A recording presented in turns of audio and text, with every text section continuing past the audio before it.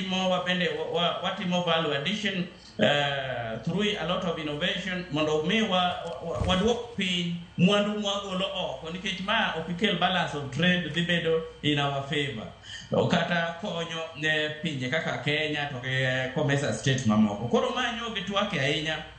ni onego beni waduoko piny mwandu ma oko. Koro ka COMESA states ka kopo ni idwa golo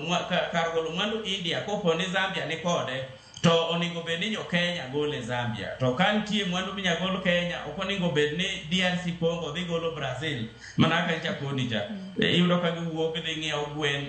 Brazil kucho kadang ring mabi nyaka DRC Congo kote ka jichiem. Koro magi nyogi temo jiwo to magi duto bro bedo mana ka lwasi mar arita obedo makare pinje uyiere ni kopo ni chochni obede to ginya bede mesa to giloso weche kaka riwruok mar COMESA mok ni nyaka koro chachni kobede to en nyaka koro gunde matigodo koko miyo dhano ringo mwandu kethore magi apade twak manyoro obede mondo miyo strengthen gino ni foreign policy to foreign policies gibe makelo lwasi maber mar ohala. Aparo ni magi gik makopo ni ojiw gi joket mwandu ojiw gi jo osiepewa ma pinje maloka ochako jiw kendo gi jorit pinje kata jotend pinje wage tibro yudo ka riwruok mar COMESA ni odhi yawo thuolo malach odhi kelo weche mag timo walayo maber ma mwandu kata mana jopiny kata joma tindo nyalo yudo tije innovation nyalo dhi malo weche mag infrastructure nyalo dhi malo weche mag duoko piny ngarama ma iloso go mwandu kaka miluongo ni cost of production koro nyalo dok piny nikech pinje bro prioritize ging'iyo ni ang'o madang walosi. Koro kwadok e pinywa mar Kenya mana kaka ni penjo Felix rumo ni gik misewinjo miwuoyegi en ni koro jowala to gi jotendwa nyaka winj wechegi magi bende ging'i kaka Kenya nyalo yudo lokruok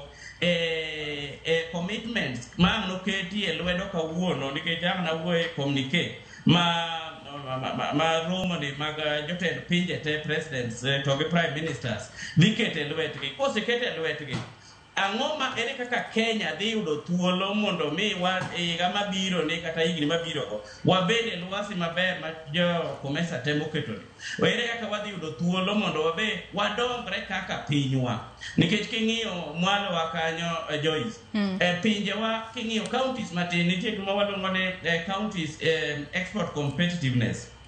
king'iyo pinje wa kata county wa koro wawach kaka mago nagi ang'o mwagolo mwatere pinje maoko gi kata dala gwenge ma COMESA kichako gi Kisumu ing'iyo Siaya ing'iyo Migori ing'iyo Homa Bay mano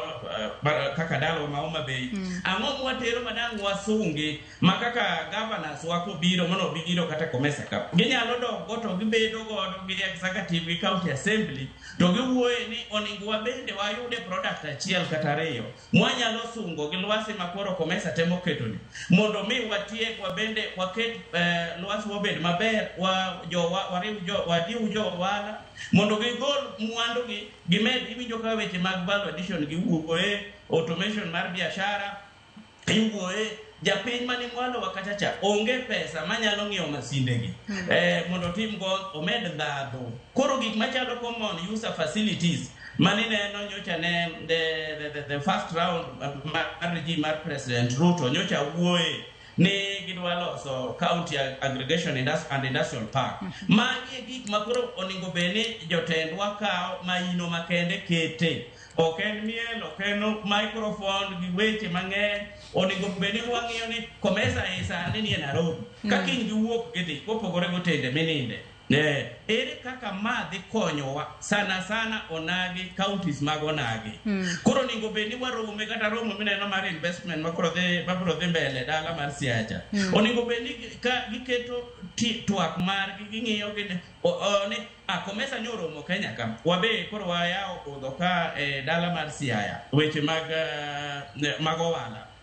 kata county investment conferences wang'o ma top 3 products mage ma counties wanyalo sungo ni wabe wanyalo tere chirni gi kata mana tero Rwanda ka kende kata mana Uganda kata ng'ato go thuolo ka itero kata mana Zimbabwe ka en ang'o mwanyalo sungo ni watero mondo mi wabed gwengewa odongre mana kaka mamoko kama ok otimore to ibro yudo ka wan wadhi e romogi wawuoyo wandiko notes piny to wadok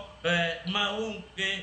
dongruok moro amora mawakelo. Ayie gi gima nyono President William Ruto nyowacho ni ka in e leadership to bed gi passion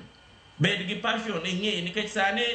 Joyce king'iyo weche ma twak madhi mbele ni gigi duto king'iyo kichoko manifesto akwayi ni chieng' moro ichoke manifesto ma counties wa chaka Siaya, Kisumu, Homa Bay and Migori ang'wen go ing'iya ne manifesto mane ji owacho higni 3 mokalo